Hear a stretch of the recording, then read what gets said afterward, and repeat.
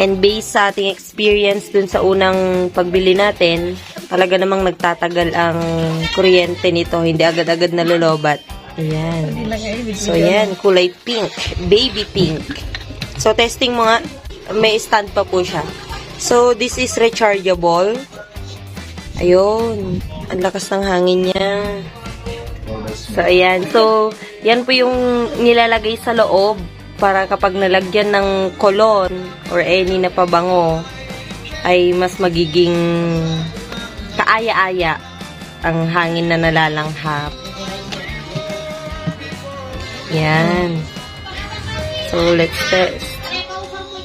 Okay. So, may 5 pong level. Baby pink.